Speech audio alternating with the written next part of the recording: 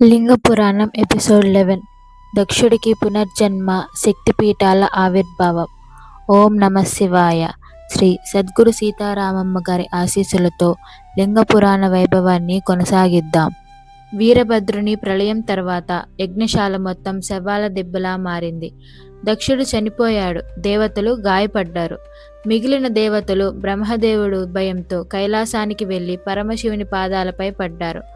మహాదేవ, అజ్ఞానంతో చేసిన తప్పును మన్నించు, యజ్ఞం అసంపూర్తి కాకూడదు, దయచేసి శాంతించు అని వేడుకున్నారు. భక్తవత్సలుడైన శివుడు వారి ప్రార్థనను మన్నించాడు. శివుడు యజ్ఞశాలకు వచ్చాడు. కోల్పోయిన అవయవాలను దేవతలకు తిరిగి ప్రసాదించాడు. బగుడికి కళ్ళు, పూషుడికి పళ్ళు. కానీ దక్షుని తల యజ్ఞగుండంలో కాలిపోయింది కాబట్టి శివుని ఆజ్ఞతో ఒక యజ్ఞ పశువు అంటే మేక తలను తెచ్చి దక్షుని మొండెంకు అతికించారు. శివుని కరుణతో దక్షుడు బ్రతికాడు. మేక తలతో లేచిన దక్షుడు తన అహంకారాన్ని వదిలి కన్నీళ్లతో శివుని స్తుతించాడు. యజ్ఞం పూర్తయినా శివుని గుండెలో భారం తగ్గలేదు.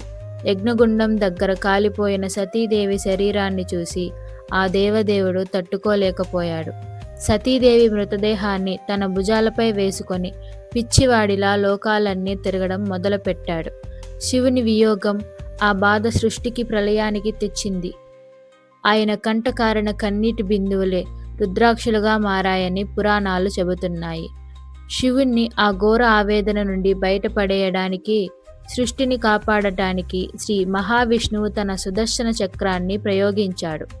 శివునికి తెలియకుండానే ఆ చక్రం సతీదేవి శరీరాన్ని ఖండించడం మొదలుపెట్టింది.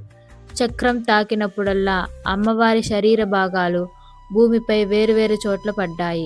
సతీదేవి శరీర భాగాలు ఎక్కడైతే పడ్డాయో అవన్నీ అత్యంత శక్తిమైన శక్తిపీఠాలుగా వెలిశాయి.